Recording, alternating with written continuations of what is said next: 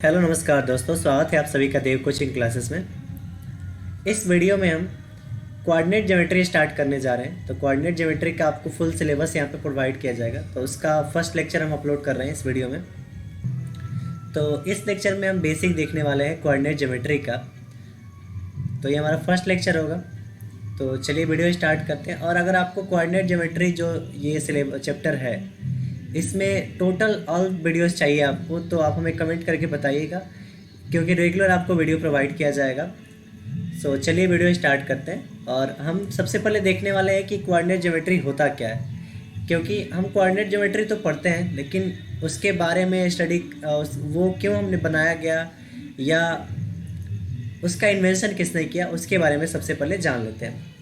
तो देखिए, coordinate geometry एक तरह का ज्योमेट्री सिस्टम है। ये कोऑर्डिनेट ज्योमेट्री एक तरह का ज्योमेट्री सिस्टम है।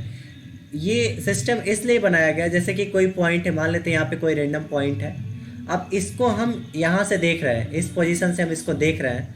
तो इस पोजीशन से अगर हम इसको देख रहे हैं, तो इसको हम कैसे रिप्रेजेंट करेंगे कि ये कितने डिस्टेंस पे है या किस अकॉर्डिंग इसको इसका पोजीशन दिया जाएगा। तो इसको हम दो एक्सिस के अकॉर्डिंग पोजीशन देते हैं, एक वाई एक्सिस और एक एक्स एक्सिस और वाई एक्सिस। ये एक्स एक्सिस और वाई एक्सिस। अब देखते हैं कि ये एक्स एक्सिस से कितना दूर है और वाई एक्सिस से कितना दूर है। तो इसका कोऑर्डिनेट बनता है एक्स वाई। तो अगर हमको किसी पॉइंट को लोकेट करना है, उसका पोजीशन पता करना है, तो हम वहाँ पे यूज करते हैं कोऑर्डिनेट ज्योमेट्री का। अब सबसे पहले बात कर लेते हैं कि कोऑर्डिनेट ज्योमेट्री का इन्वेंशन किया था किसने। तो कोऑर्डिनेट ज्योमेट्री हमारा जो था, उसका इन्वेंशन किया था रेने डेकार्ते ने। तो कोऑर्डिनेट ज्योमेट्री किसके द्वारा दिया गया था? रेने डेस्कार्टे के द्वारा। तो यहाँ पे हम नेम लिख देते हैं, it is given by Rene Descartes, इसको बोल सकते हैं रेने डेकार्ते ने। यानी कोऑर्डिनेट ज्योमेट्री के बारे में रेने डेस्कार्टे ने अच्छे से उसको डिस्क्राइब किया था। बट रेने डेस्कार्ते के पहले भी बहुत सारे लोग आए थे और उन्होंने भी अपना कुछ इसमें योगदान दिया था। लेकिन मेन जो आपका इन्वेंशन किया था वो रेने डेस्कार्ते ने किया था। तो अब हमने थोड़ा सा इंट्रोडक्शन किया कोऑर्डिनेट ज्योमेट्री का। तो इसमें सबसे पहला जो स्टडी हम लोग करते हैं वो किसके बारे में करते हैं? डिस्टेंस फार्मूला के बारे में। तो हम यहाँ पे डायरेक्ट आपको डिस्टेंस फार्मूला लिख के नहीं बताएंगे, हम डिस्टेंस फार्मूला भी यहाँ पे आपको प्रूफ कराएंगे कि डिस्टेंस फार्मूला कैसे प्रूफ करते हैं। साथ ही उससे रिलेटेड क्वेश्चन भी इस वीडियो में देखने वाले हैं। तो चलिए वीडियो स्टार्ट करते हैं। तो पहला हमारा क्या फॉर्मूला है? Distance formula. तो डिस्टेंस फार्मूला मान लेते हैं कि डिस्टेंस फार्मूला में हमको क्या फाइंड करना है? To find the distance between to find the distance between two points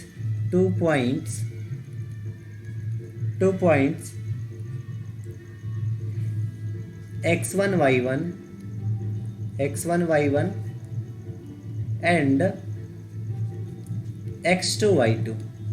यानी हमको यहाँ पे एक चीज़ पूछा गया, एक थ्योरम है एक तरह का बोल सकते हैं डिस्टेंस फार्मूला का। To find the distance between two points x1 y1 and x2 y2। तो इसके लिए कैसे इसको प्रूफ करना है? तो चलिए, इसके लिए सबसे पहले हमको क्या करना है? कोऑर्डिनेट एक्सिस बना लेना है। तो उसको कैसे बनाएंगे?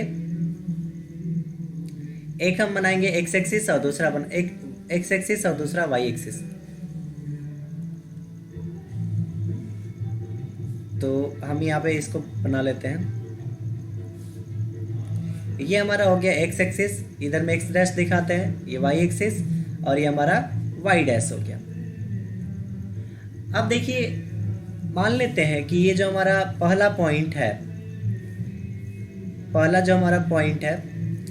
x1 y1, यहाँ हमारे पास पहला, यहाँ पे लिख लेते हैं प्रूफ। यहाँ पे क्या क्या गिवन है हमको? गिवन मान लेते हैं ए पॉइंट जो है, इसको हम ए पॉइंट मान लेते हैं। ए पॉइंट हमको कितना दे रखा है? x1 y1। और इसको मान लेते हैं बी पॉइंट है। तो बी पॉइंट क्या है हमारा? x2 y2। तो मान लेते हैं आपका ए पॉइंट कहीं ना कहीं यहाँ पे था और आपका बी पॉइंट कहीं ना कहीं यहाँ पे था। तो ए पॉइंट का जो कोऑर्डिनेट था वो कितना है? x1 y1, और बी पॉइंट का जो कोऑर्डिनेट है वो है x2 y2, x2 y2। अब हमको क्या करना है कि यहाँ से लेके यहाँ से लेके यहाँ तक का डिस्टेंस फाइंड करना है, यानी ए बी का डिस्टेंस फाइंड करना है।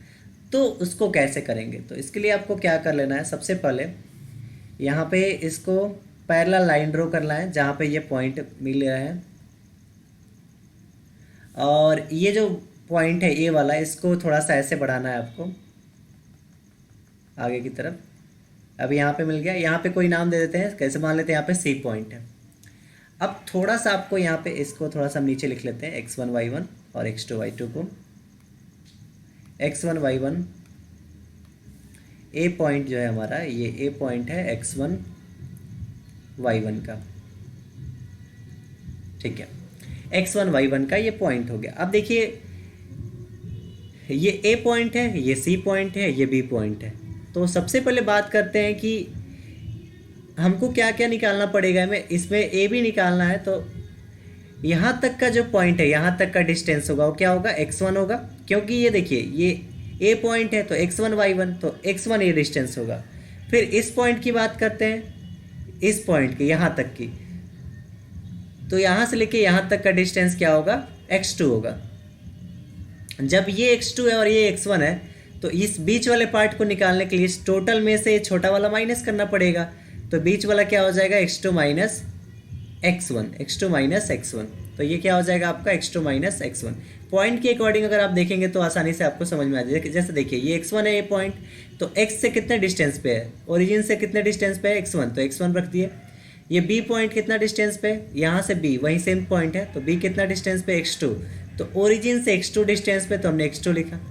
अब बात करते हैं ये y1 की, तो y1 आपका जो है ये ओरिजिन से कितने डिस्टेंस पे, x एक्सिस से कितने डिस्टेंस पे है, y1 के डिस्टेंस पे। तो देखिए ये सेम वही डिस्टेंस है ये वाला, तो इधर भी सेम वही डिस्टेंस होगा, तो इसको मान लेते हैं आपका कौन सा डिस्टेंस है, ये y1 का डिस्टेंस है, ये y1 है। अब b पॉइंट को मान लेते, b पॉइंट को देखते हैं कि ये x एक्सिस से कितने डिस्टेंस पे है, तो x एक्सिस से ये y2 के डिस्टेंस पे, तो यहाँ से लेके यहाँ तक ये कितने डिस्टेंस पे हो गया, y2 के डिस्टेंस पे। तो अगर हम b से c के बीच का डिस्टेंस देखें, इस b से ये वाला जो आपका b है और c है, इसके बीच का जो डिस्टेंस है क्या हो जाएगा, टोटल माइनस y1, तो टोटल आपका y2 है माइनस ये y1, तो y2 minus y1, y2 minus y1 का ये डिस्टेंस हो गया। अब आपको ये अगर चीज़ें आसानी से समझ में आ गई हो तो अब आप इसको इजीली समझ सकते हैं। अब इसमें हम यूज करने वाले हैं पाइथागोरस थ्योरम का। तो यहाँ पे सबसे पहले जो जो हमें टर्म मिले हुए हैं, देखिए a से लेके यहाँ पे a से c, ये a है, a से लेके c तक का डिस्टेंस क्या है, x2 माइनस x1, तो ac हमारा क्या है, x2 माइनस x1। उसी तरह हमारा b से लेके c क्या है, y2 माइनस y1, तो हमारा bc जो है वो क्या है, y2 माइनस y1। हमको निकालना क्या है, a से लेके c के बीच का डिस्टेंस, ये वाला डिस्टेंस हमको निकालना है, तो हमको निकालना है AC यहाँ पे, तो AC हमको नहीं पता है। तो अब यहाँ पे हम यूज करने वाले हैं इस ट्रायंगल में, एक तरह का देखिए ये राइट एंगल ट्रायंगल बना हुआ है, तो ट्रायंगल ABC में, इन ट्रायंगल ABC ट्रायंगल में हम क्या करेंगे, पाइथागोरस थ्योरम लगाएंगे। पाइथागोरस थ्योरम क्या बोलता है कि हमारा जो हाइपोटेनस का स्क्वायर होगा वो परपेंडिकुलर के स्क्वायर प्लस बेस के स्क्वायर के इक्वल होगा। तो हाइपोटेनस इसमें कौन सा है, ये वाला पार्ट, यानी ए बी जो हमारा है, एक मिनट यहाँ पे हमने AC लिख दिया है, ये हमारा कौन सा पार्ट है, ए बी पार्ट है। ए बी हमको कैलकुलेट करना है, ए से लेके बी तक का, तो ए बी हमको कैलकुलेट करना है, और हमको क्या दे रखा था, AC दे रखा है और BC भी दे रखा है, ठीक है। तो हाइपोटेनस इसमें क्या है, ए से लेके बी, तो ए बी हमारा इसमें हो गया हाइपोटेनस, तो एच स्क्वायर बराबर P square plus B square, इस फॉर्मूले का हम यूज कर रहे हैं यहाँ पे।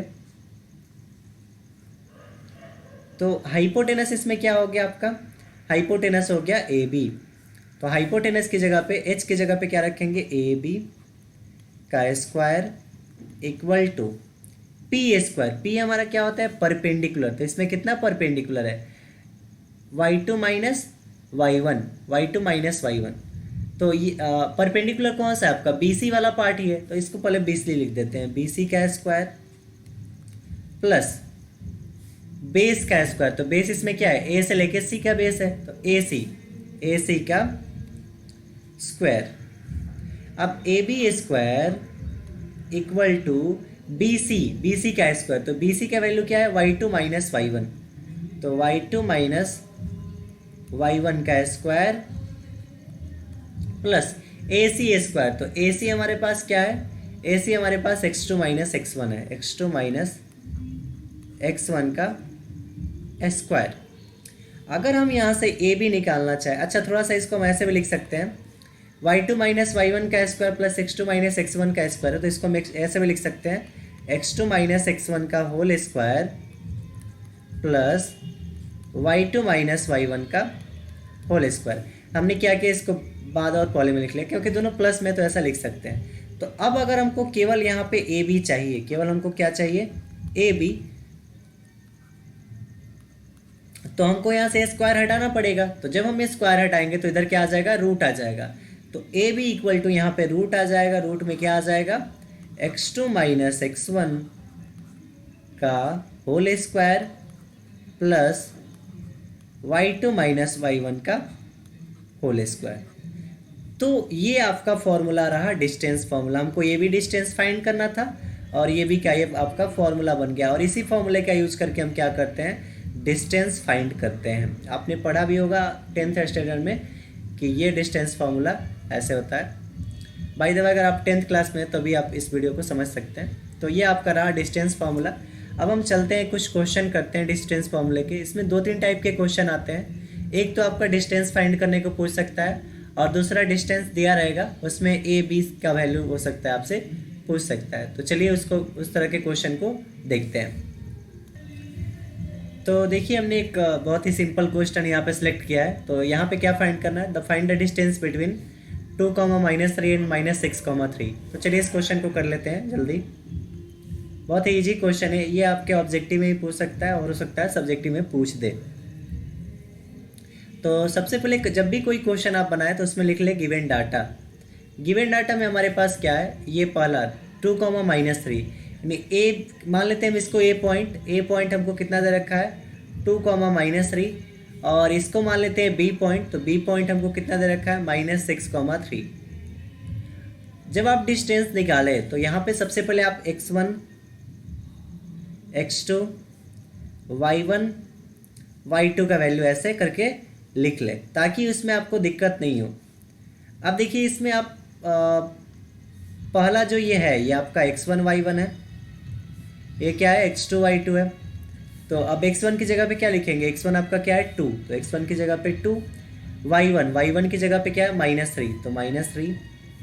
फिर x2 का वैल्यू आपका क्या है -6, और फिर y2 का वैल्यू है 3, y2 का वैल्यू 3। अब हमको क्या फाइंड करना है, ए से लेके बी का डिस्टेंस, यानी अगर हम इसको ज्योमेट्री के फॉर्म में दिखाएं तो मान लेते हैं कि हमारा ए पॉइंट यहाँ पे है और यहाँ पे बी पॉइंट है।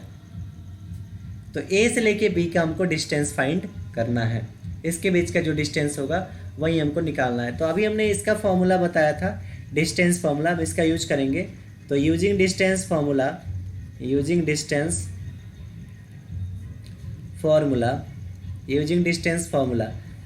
फार्मूला क्या कहता है कि A B square equal to root अंदर ए बी इक्वल टू, जैसे मान लेते हैं हमको डिस्टेंस निकालना है ए से बी के बीच का, तो A B equal to root under x2 minus x1 का whole square plus y2 minus y1 का होल स्क्वायर। इस फॉर्मूले का हम यहाँ पे यूज करेंगे। तो चलिए अब हम वैल्यू यहाँ पे पुट कर लेते हैं, A B equal to root अंदर x2 माइनस x1, तो x2 हमारे पास क्या है -6, तो -6 माइनस x1 का वैल्यू क्या है 2, तो -6 माइनस 2 का whole square plus y2 minus y1 का वैल्यू क्या है 3, y2 का वैल्यू 3 माइनस y1 का वैल्यू क्या है -3, तो y1 का वैल्यू -3 और इसका होल स्क्वायर। तो अब ये क्या बन जाएगा, -6 और -2 आपका हो जाएगा -8, तो -8 का होल स्क्वायर प्लस ये क्या हो जाएगा आपका -3 और माइनस प्लस 3 का होल स्क्वायर। तो ए बी इक्वल टू यहाँ पे आएगा रूट अंदर -8 का स्क्वायर प्लस 3 और 3 कितना हो जाएगा आपका 6, तो 6 का स्क्वायर। तो अब ये क्या बन जाएगा आपका 8 का स्क्वायर 64 प्लस ये 6 का स्क्वायर 36। तो ए बी इक्वल टू यहाँ पे हो जाएगा, इन दोनों को ऐड करेंगे 64 और 36 को तो 100 आएगा, और 100 का स्क्वायर रूट क्या होता है 10। तो आपका ए बी कितना आ गया 10। बट जब आप डिस्टेंस निकालते हैं तो डिस्टेंस का एक यूनिट होता है, तो ये जो 10 आया है इसको आप डायरेक्ट 10 नहीं लिखकर 10 यूनिट लिखेंगे या 10 इकाई लिखेंगे। अगर आप ऐसा नहीं लिखेंगे तो हो सकता है कि आपके 1 मार्क्स काट लिए जाए, इसलिए आप इसको ऐसा लिखेंगे। तो इस तरह से हमने क्या किया, इस डिस्टेंस फार्मूला का फाइंड किया। अब सेकेंड टाइप इसका जो है उस क्वेश्चन को देख लेते हैं, जिसमें क्या हुआ कि उसमें आपको डिस्टेंस दे रखेगा और इसमें आपको वैल्यू निकालना पड़ेगा। तो चलिए इस तरह का क्वेश्चन देख लेते हैं। तो चलिए हमने इसका सेकेंड टाइप यहाँ पे लिखा हुआ है क्वेश्चन का। क्वेश्चन क्या है हमारे पास, find the value of a if distance between a,2 and 3,4 is 8। यानी 2 पॉइंट है जिसके बीच का डिस्टेंस 8 दे रखा है और यहाँ पे हमको a का वैल्यू फाइंड करना है। तो जो जो डाटा गिवन है उसको लिख लेते हैं। तो सॉल्व, यहाँ पे गिवन डाटा में हमारे पास क्या है, डिस्टेंस मान लेते हैं ये पॉइंट है, ए पॉइंट आपको क्या दे रखा है a,2 और बी पॉइंट आपको क्या दे रखा है 3,4। डिस्टेंस दे रखा है कितना 8, यानी ए बी का डिस्टेंस आपको 8 दे रखा है। अब हमको यहाँ पे निकालना क्या है, ए का वैल्यू निकालना है। तो सबसे पहले आप क्या करेंगे, x1 x2 y1, अच्छा इसको थोड़ा सा हम इधर लिख लेते हैं। यहाँ पे x1 x2 y1 y2 का वैल्यू हम क्या करेंगे इधर लिख लेंगे। तो x1 का वैल्यू आपका क्या होगा, ये पहला x1 का वैल्यू a हो गया, y1 का वैल्यू ये 2, फिर इसमें x2 और y2, x2 का वैल्यू हो गया 3 और y2 का वैल्यू हो गया 4। अब हम यहाँ पे यूज करेंगे डिस्टेंस फार्मूला। तो जब भी आप डिस्टेंस फार्मूला यूज करेंगे तो वहाँ पे लिखेंगे यूजिंग डिस्टेंस फार्मूला। देखिए इस तरह से लिखने से क्या होगा कि आपको मार्क्स नहीं कटेंगे एग्जाम में। तो यूजिंग डिस्टेंस फार्मूला क्या कहता है कि मान लेते हैं हमको ए से बी का डिस्टेंस निकालना है, तो उसके लिए फार्मूला कौन सा यूज करना है, x2 माइनस x1 का whole square plus y2 minus y1 का होल स्क्वायर। ये फार्मूला हमको यहाँ पे यूज करना है। तो अब हम यहाँ पे वैल्यू पुट कर लेते हैं जो जो वैल्यू गिवन है। तो सबसे पहले यहाँ पे ए बी है, ए बी का वैल्यू हमको दे रखा है कितना, ए बी का वैल्यू 8 दे रखा है। तो ए बी की जगह पे रख लेंगे 8 इक्वल टू रूट अंदर x1 माइनस x2, तो x2 माइनस x1। तो x2 का वैल्यू क्या है हमारे पास 3 माइनस x1 का वैल्यू क्या है a, 3 माइनस a का whole square plus y2 minus y1। तो y2 का वैल्यू आपके पास क्या है, y2 का वैल्यू है 4 माइनस y1 का वैल्यू है 2, तो 4 माइनस 2 का होल स्क्वायर। तो अब क्या बन जाएगा आपके पास इधर में 8 इक्वल टू रूट अंदर 3 माइनस a का होल स्क्वायर, वैसे ही रहने दीजिए, प्लस ये 4 में से 2 जाएगा तो यानी 2 का स्क्वायर। अब 8 इक्वल टू क्या बनेगा इधर में 3 माइनस a का होल स्क्वायर प्लस ये 2 का स्क्वायर कितना हो जाएगा आपका 4। अब हम क्या कर देते हैं, स्क्वायर रूट हटाने के लिए हम दोनों तरफ स्क्वायरिंग कर देते हैं। तो यहाँ पे कर देते हैं स्क्वायरिंग ऑन बोथ साइड। तो इधर में लिख लेते हैं थोड़ा सा स्क्वायरिंग ऑन बोथ साइड। तो दोनों तरफ स्क्वायरिंग जब करेंगे तो 8 का इधर स्क्वायर हो जाएगा इक्वल टू इधर रूट 3 माइनस a का होल स्क्वायर प्लस 4 का प्लस 4 और इन सब का होल स्क्वायर। 8 का स्क्वायर करेंगे तो 64 आएगा इक्वल टू ये बन जाएगा 3 माइनस a का होल स्क्वायर। स्क्वायर से आपका रूट कैंसिल हो जाता है तो 3 माइनस a का होल स्क्वायर प्लस ये 4।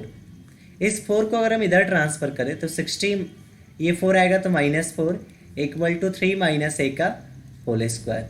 60 में से अगर 4 जाएगा तो आपका क्या बचेगा यहाँ पे 60 इक्वल टू 3 माइनस a का whole square into 3 minus a equal to 3 minus a का होल स्क्वायर। इसके आगे देखते हैं तो 60 इक्वल टू 3 माइनस a का होल स्क्वायर क्या मिला हमारे पास 60 इक्वल टू 3 माइनस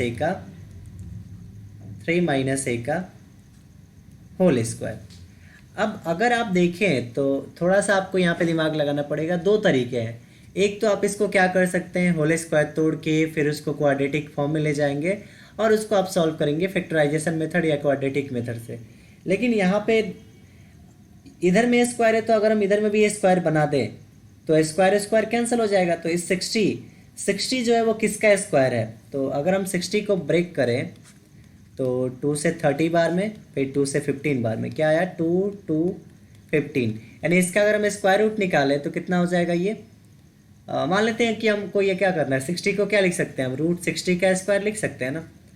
लेकिन हाँ, रूट 60 का स्क्वायर लिख सकते हैं इक्वल टू 3 माइनस ए का होल स्क्वायर लिख सकते हैं ऐसा। अब देखिए होल स्क्वायर है और तो होल स्क्वायर से स्क्वायर कैंसिल हो जाएगा। तो जब कोई भी नंबर स्क्वायर से बाहर आता है तो प्लस माइनस के साथ आता है। तो प्लस माइनस क्या हो जाएगा, plus minus root 60 equal to 3 minus ए का 3 माइनस ए हो जाएगा यहाँ पे।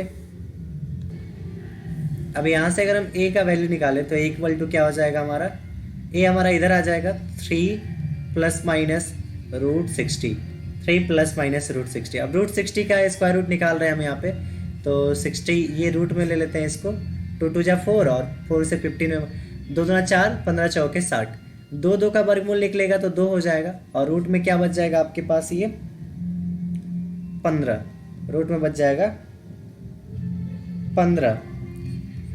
तो इसको चाहे तो आप यहाँ पे भी छोड़ सकते हैं या इसको ऐसा लिख सकते हैं 3 प्लस माइनस रूट 60 का वैल्यू क्या है 2 रूट 15, तो यहाँ पे 2 रूट 15, तो ए का वैल्यू यहाँ पे ऐसा आ गया। अब इसको आप दो जगह लिख सकते हैं, इक्वल टू 3 प्लस 2 रूट 15 और दूसरा ए का वैल्यू क्या लिख सकते हैं 3 माइनस 2 रूट 15। तो इस तरह से आप यहाँ पे क्या कर सकते हैं, ए का वैल्यू निकाल सकते हैं। अब नेक्स्ट एक और इसमें प्रॉब्लम हम लोग देखने वाले हैं, एक या दो प्रॉब्लम, जिसमें आपको क्या करना, क्या दिया रहता है कि इसमें आपको पॉइंट दे रखेगा और बोलेगा कि prove that this point is vertices of equilateral triangle या रेक्टेंगल या रोहम्बस, इस तरह के आपके कंसेप्ट पूछ सकते हैं। तो उन सारे को हम थोड़ा सा यहाँ पे नेक्स्ट क्वेश्चन में डिस्कस कर देते हैं। तो चलिए हम यहाँ पे एक क्वेश्चन लेते हैं और उस क्वेश्चन के साथ साथ हम आपको उस टाइप के सारे क्वेश्चन एक्सप्लेन कर देते हैं। तो देखिए बहुत ही इंपॉर्टेंट क्वेश्चन हमने सिलेक्ट किया हुआ है। ये क्वेश्चन 4 नंबर पे भी पूछ सकता है आपको, हो सकता है कि थोड़ा सा इसमें डिफरेंस भी पूछ सकता है आपको। तो इस क्वेश्चन को तो हम आपको बताएंगे ही, साथ साथ इस टाइप के जितने भी क्वेश्चन पूछे जाते हैं जिसमें प्रूफ करने वाले हैं, उन सारे क्वेश्चन को हम एक ही वीडियो में आपको समझा देंगे। तो चलिए इस क्वेश्चन को देखते हैं।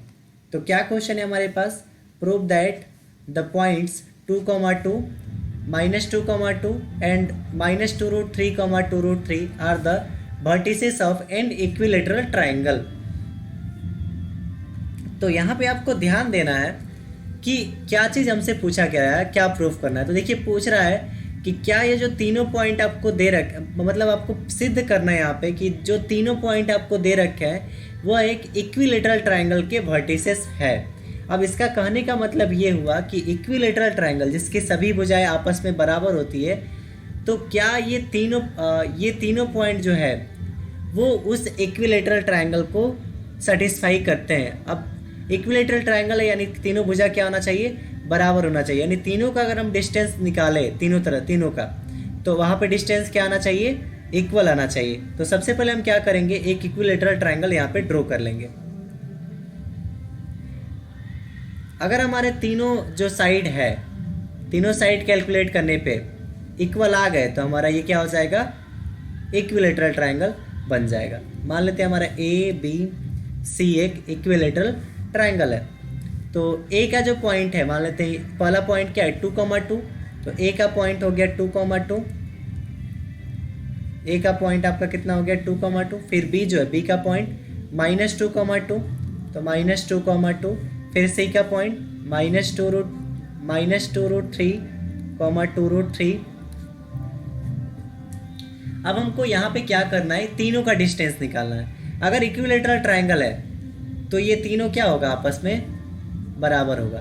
तो हम सबसे पहले ए बी, बी सी, फिर ए सी, तीनों का डिस्टेंस निकालेंगे यहाँ पे। तो आप इस क्वेश्चन को थोड़ा ध्यान से देखिएगा। सॉल्व करने के लिए हम सबसे पहले ए बी सी पॉइंट को लिख लेते हैं। ए का पॉइंट आपका क्या है 2,2, फिर बी पॉइंट आपका है -2,2, फिर आपका सी पॉइंट जो है वो है -2√3, 2√3। अब हम सबसे पहले क्या करेंगे, ए से लेके बी का डिस्टेंस निकालेंगे, ये वाला। तो हम यहाँ पे ए बी का डिस्टेंस यूज निकालेंगे। तो ए बी का डिस्टेंस का फॉर्मूला क्या होगा, x2 - x1 का whole square plus y2 - y1 का होल स्क्वायर। दूसरा चीज़ ये है कि ये जो फॉर्मूला है इसको एक और तरीके से लिखा जा सकता है। इसको आप x1 - x2 का whole square plus y1 - y2 का भी होल स्क्वायर भी लिख सकते हैं, उसमें कोई दिक्कत नहीं है, क्योंकि होल स्क्वायर से माइनस प्लस का फर्क नहीं पड़ता है। तो आपको इसको x2 - x1 लिखे या x1 - x2 लिखे, दोनों बात सेम है। तो हम यहाँ पे क्या निकाल रहे हैं, ए बी का डिस्टेंस निकाल रहे हैं। ए बी का डिस्टेंस निकाल रहे हैं अगर, तो ए और बी पॉइंट का यूज करेंगे। ए बी का डिस्टेंस अगर हम निकाल रहे हैं तो किस पॉइंट को यूज करेंगे, ए और बी का। तो ए पॉइंट आपका 2,2 और बी पॉइंट आपका -2,2। अब यहाँ पे हम इंडिकेट कर लेते हैं x1 x2 और y1 y2। तो ये आपका x1 हो गया, ये आपका y1, ये आपका x2 और ये आपका y2।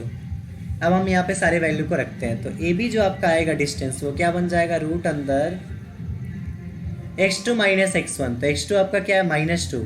अच्छा, यहाँ पे b पॉइंट जो है वो 2,2 है। तो x2 - x1, x2 का वैल्यू क्या है -2 माइनस x1 का वैल्यू क्या है 2, -2 का whole square plus y2 - y1, y2 का वैल्यू क्या है 2 माइनस y1 का वैल्यू क्या है आपका 2, 2 - 2 का होल स्क्वायर। अब इसको सॉल्व करते हैं। तो इसको सॉल्व कर लेते हैं, देखते हैं कितना आता है। अच्छा, एक चीज़, ये आपका जो दूसरा पॉइंट है ये -2, -2 है। बी पॉइंट आपका क्या है -2, -2। तो यहाँ पे बी पॉइंट को -2, -2 ही रहने दीजिए। तो यहाँ पे थोड़ा सा आपका चेंजिंग रहेगा। y2 - y1, y2 का वैल्यू -2 माइनस y1 का वैल्यू 2, तो -2 - 2 का होल स्क्वायर। तो अब यहाँ पे ए बी जो बनेगा क्या बन जाएगा आपका, रूट अंदर -2 - 2 -4 का स्क्वायर प्लस ये भी -2 और -2 -4 का स्क्वायर।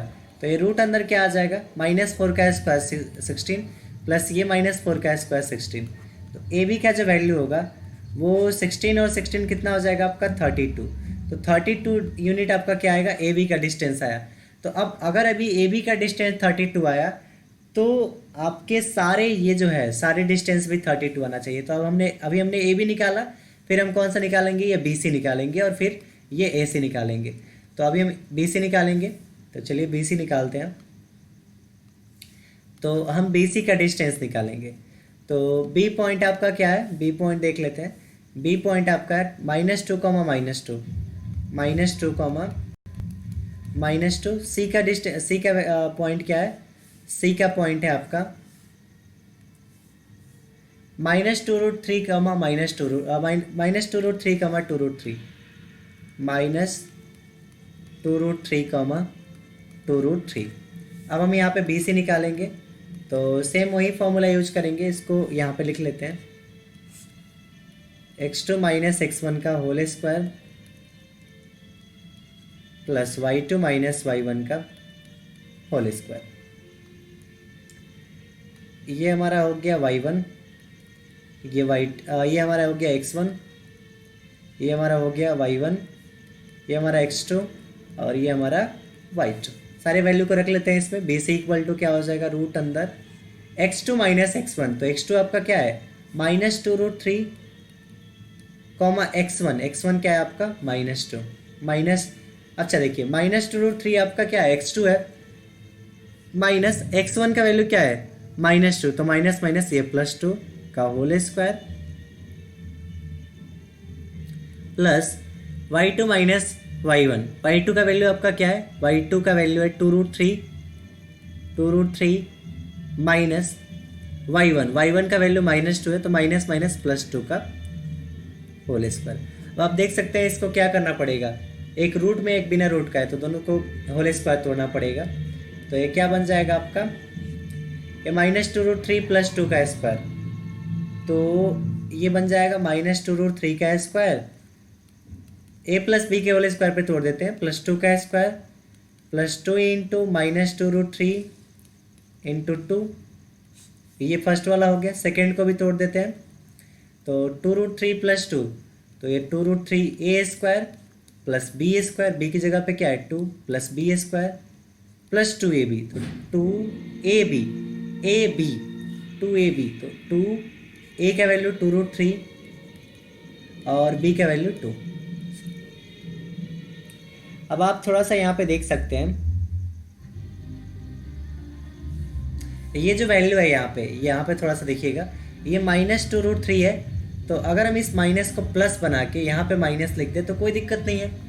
तो अब यहाँ पे हमने ऐसा क्यों किया, देखिए ये और ये आपस में कैंसिल हो जाएंगे, तो जब ऐसा करेंगे तो हमारे पास क्या मिलेगा, BC = रूट अंदर -2√3 का स्क्वायर, तो 2 का स्क्वायर कितना हो जाएगा 4, और √3 का स्क्वायर 3, तो 4 3 जा 12, ये 12 हो जाएगा, प्लस ये 2 का स्क्वायर 4, फिर यहाँ पे 2√3 का स्क्वायर है, तो 2 2 जा 4 और 4 3 जा 12, प्लस ये 2 का स्क्वायर 4। तो इन सबको ऐड करेंगे, 12 और 4 कितना हो जाएगा आपको 16, 16 12 हो जाएगा आपका 28 4 32, तो √32 आ गया। यानी BC जो है वो भी आपका कितना आ गया, √32 ही आया।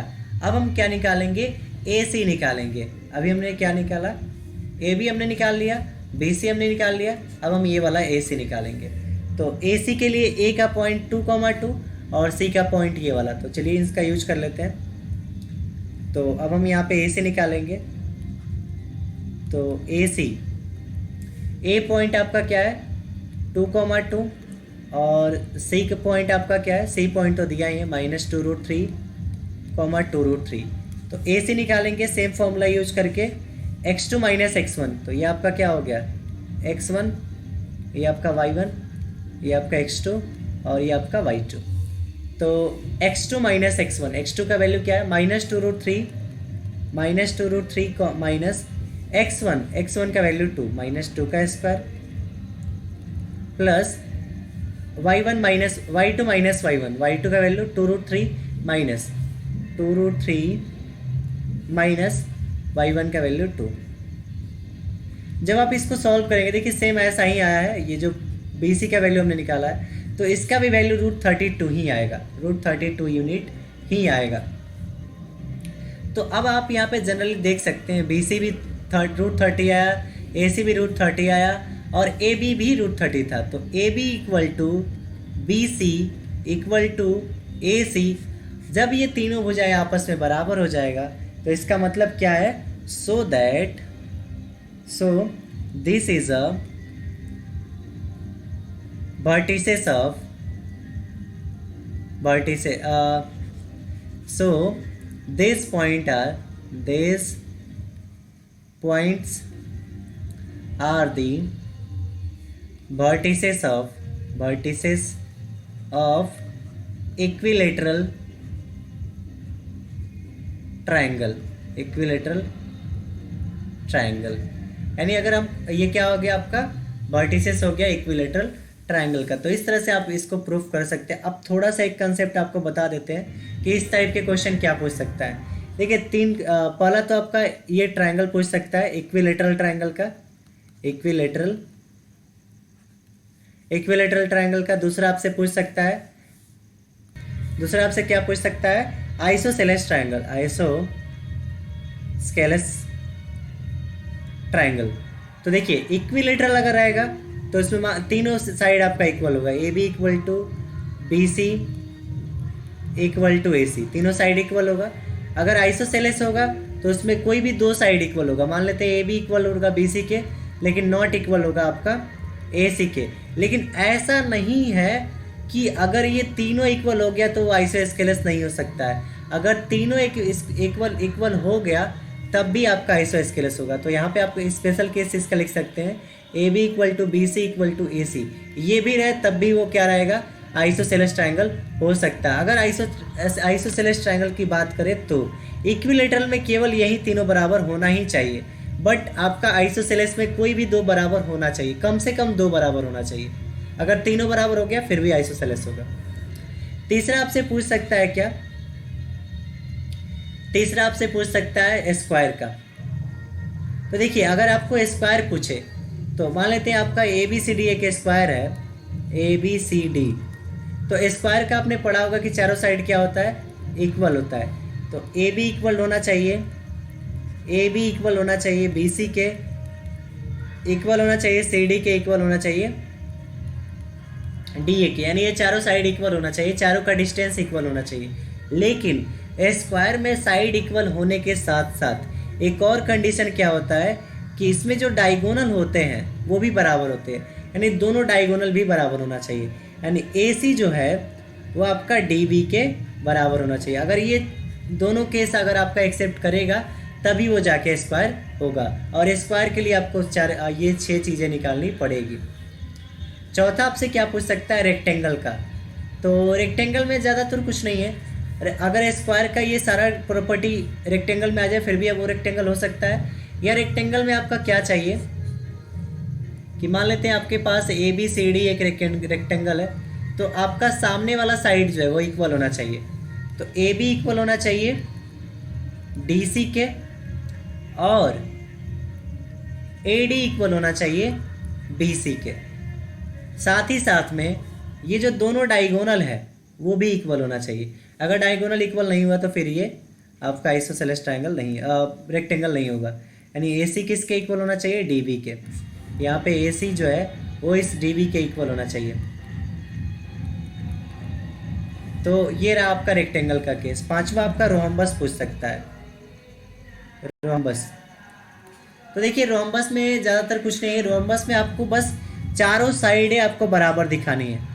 रोहम्बस में आपको कुछ नहीं दिखाना है। मान लेते हैं ए बी सी डी, अगर आपको रोहम्बस प्रूफ करना है तो आपको चारों साइड केवल बराबर होना चाहिए, इसमें डायगोनल से कोई लेना देना नहीं है। स्क्वायर भी एक तरह का रोहम्बस है, बस इतना आप ध्यान रखेंगे। तो इसमें क्या होना चाहिए, A B equal to B C equal to A C equal to B C equal to C A, C D equal to D A. ये आपका बराबर होना चाहिए चारों, तो आपको इसको क्या बोल सकते हैं, रोहम्बस। अगर आपका मान लेते हैं कि लास्ट एक केस है पैरेललोग्राम, पैरेललोग्राम। तो अगर आपसे पैरेललोग्राम पूछ दिया तो पैरेललोग्राम का कुछ ऐसा फिगर होता है। तो ए बी सी डी, अगर आपसे पैरेललोग्राम पूछ दिया तो इसमें आपको डायगोनल में कुछ नहीं निकालना है, बस आपको आमने सामने का साइड इक्वल होना चाहिए। यानी ए बी इक्वल होना चाहिए किसके, इस डी सी के, और ए डी इक्वल होना चाहिए बी सी के। अगर ये चारों चीज दोनों चीज़ें एक्सेप्ट कर रही है तो पैरेललोग्राम होगा, इसमें आपको डायगोनल से लेना देना नहीं है। तो इस 6 तरह के क्वेश्चन आपको इस टाइप से पूछ सकते हैं डिस्टेंस फार्मूला से रिलेटेड, कि proof that this is a side vertices of parallelogram, rectangle, isosceles, equilateral. तो आप इन सारी बातों को ध्यान रखेंगे। एक चीज़ और है कि सारे स्क्वायर जो है वो रोहम्बस हो सकते हैं, ये आपको ध्यान, सारे स्क्वायर जो है वो एक रेक्टेंगल भी हो सकते हैं, बट सारे रेक्टेंगल स्क्वायर नहीं हो सकते। तो आप इन सारे बातों को ध्यान रखेंगे। तो इस वीडियो में हमने देखा कि डिस्टेंस फार्मूला को कैसे प्रूफ करते हैं।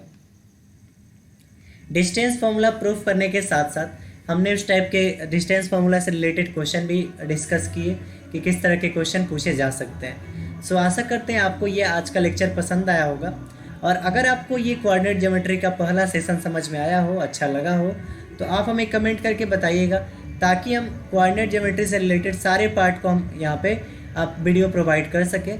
सो मिलते हैं एक नए वीडियो में, तब तक के लिए goodbye, thank you and take care.